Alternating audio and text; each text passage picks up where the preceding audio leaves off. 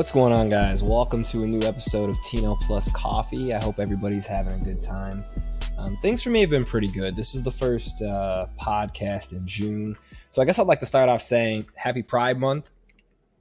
I don't go crazy and go to, like every Pride parade myself and things of that nature. But I'm very supportive of the community, and I think that most people should be. One thing that I see online a lot of hateful people or maybe ignorant people make statements like, "Oh, well, I don't see straight month. How come that's not a thing?" And it's like, well, you're not the minority here. You're not the one being accused and attacked and having your rights ripped apart left and right. It's always funny to me that people who kind of fit in what we'll call like a standard or like a norm, nobody really picks on them most of the time. And then when you've got a group of people who love people of the same sex or whatever the case may be, LGBTQ, there's a whole lot going on with that. But at the end of the day, like it's their right to do whatever they want to do, however they see fit. And I've never understood why people in your standard normal, as we'll call it, relationships feel the need to kind of stick their nose in their business and tell them what they can and cannot do. It doesn't affect you. It doesn't affect you in the slightest. You need to leave everyone alone. Worry about your own house, right? They shouldn't have to go through, where they can, use the restroom or how they can identify themselves or if they can get married. Like, it's wild that they have all these hurdles that they have to overcome and triumph. And yet, we sit here and in our ignorance, I shouldn't say we, I don't feel that I'm a part of that group, but there's just so many that come out and lash out. So I don't know, man. I'm here for a very happy Pride Month. I hope that everybody gets to kind of celebrate in their own right and do what they need to do. I don't know. I want to take 2 seconds and say that. The other thing that I wanted to bring up recently, sort of unrelated to nerd content, is I saw a post from this guy that I follow, Korean Dad. He's a super, super nice, like down to earth guy.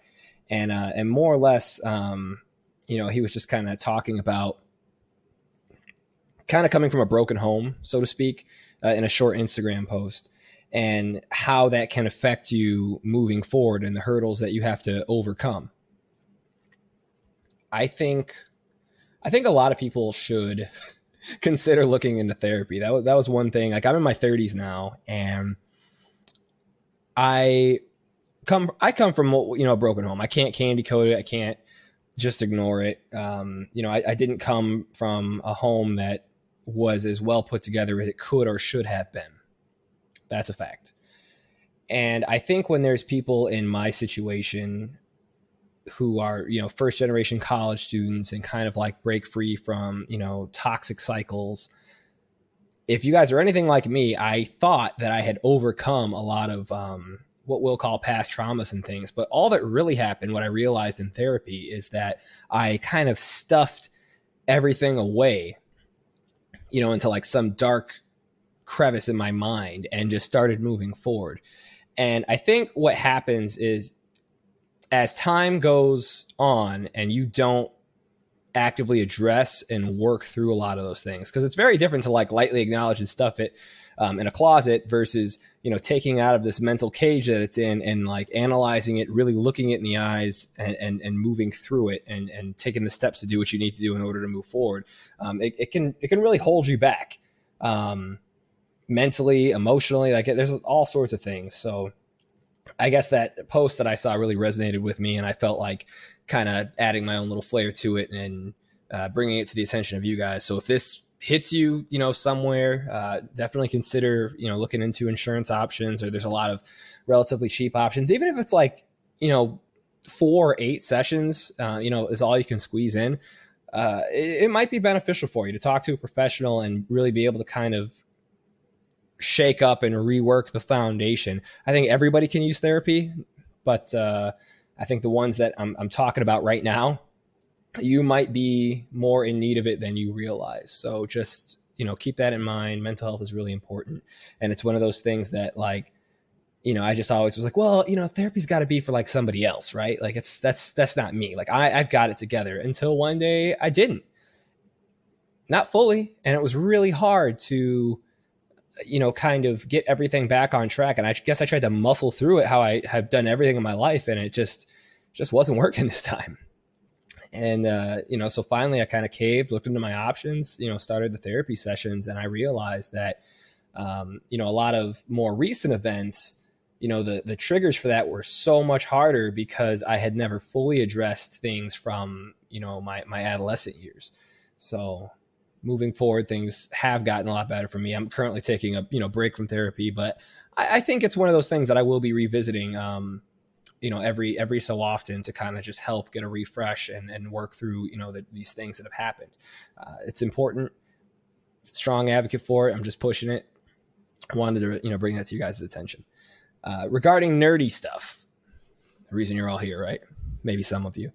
I'm still playing Xenoblade Chronicles 2 on Nintendo Switch. I'm having a fantastic time. I think we're a little over 30 days maybe about at 30 days for the release of Xenoblade Chronicles 3. So if you like MMORPGs, definitely stop by the stream, twitch.tv/Tino Plus Ultra. Just have some fun. I'm going to be streaming at least once a week, probably on most Sundays until we finish the game, and then maybe run through a light amount of in-game content just to, have a little fun and get things going. It's a fantastic game. It's got a phenomenal story. I'm sure there's some YouTube thing where if you're lazy, you could probably watch all the clips like a movie back to back. I see that a lot these days. But I don't know, just throwing some options out there. But of course, I'd like you to come through, hang out with me, check it out, all that. I'm trying to think of what else is going on. Obviously, we're all waiting for Stranger Things. We addressed that last week, and that's going to be a rough one. We got until at least July 1st, so yikes. Obi-Wan Kenobi released their 3rd episode. Super good. I have zero complaints. I'm really enjoying it. We got to see Vader Vader was fighting. I don't want to say anything else. I would hate to spoil anything for anyone, but personally, I felt that this was the best that I had seen Vader on screen. I think that you really got a feel for why so many people were afraid of him, because I feel like in the past, you see Vader oh my God. And it's like, okay, well, what's he do? And he might force choke you, which is arguably not bad at all, but it's better. Just watch it. Episode 3 on Disney Plus. If that doesn't do it, I don't know what will, but I saw it and was like, okay, yeah, I'm really, really, really enjoying this. It's weird to kind of root for the bad guy. Oh no, somebody stop him after he's impressed me with all of these things. So, I don't know, just giving you guys something to look forward to, something to look out with spoiler-free content. Another thing that I'm really, really looking forward to in the very near future, and I hope that you are as well, is what's going on with the Jurassic Park franchise. I think it's going to be the last installment, but in this one, it's got Chris Pratt coming back again. So this is his 3rd movie, I believe, with the Jurassic Park franchise. But what makes this one so special is they're going to have a lot of the original cast from the very first movie.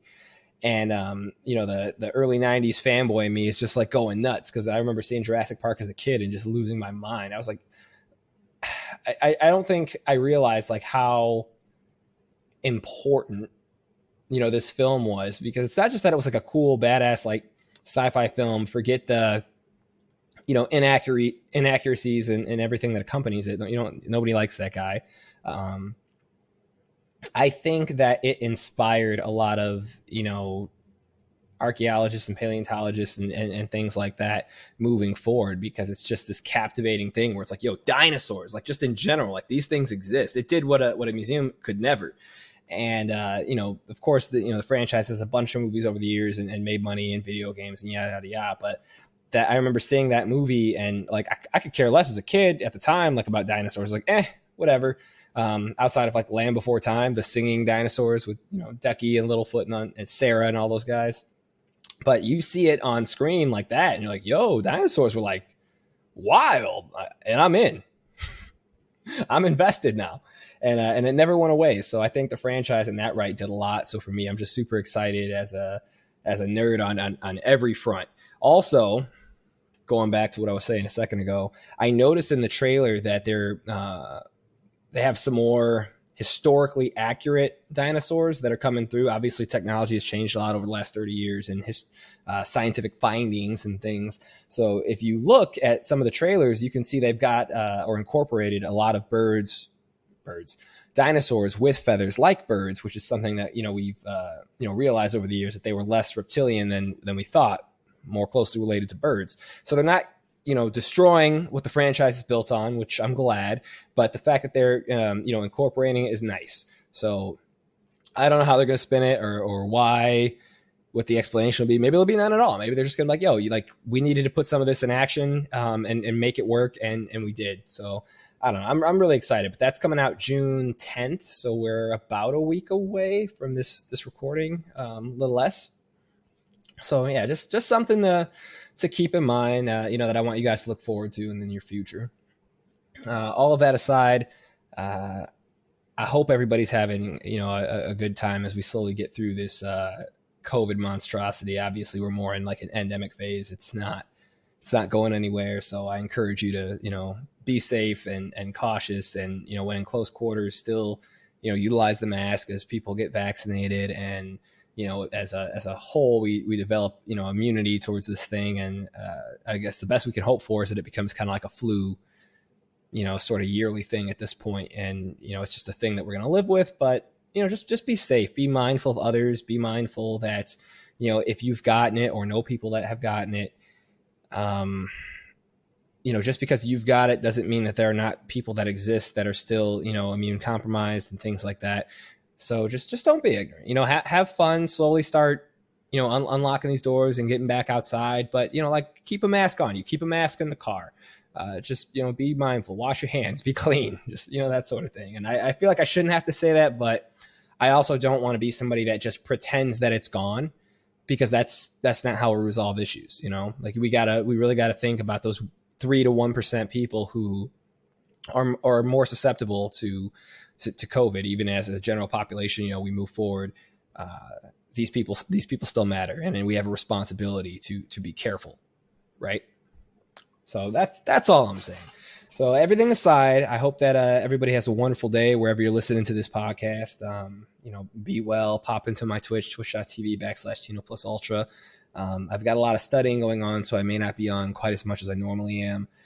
You might see me randomly fire up a sleep stream. I'm not going to be like asleep in it. I'm going to be, I got like a cool screen. I just want to play some lo-fi music, just a place to kind of stop in, maybe drop some late night thoughts. If you can't sleep, say hi. It's something I'm experimenting with, so I might do it once or twice a week.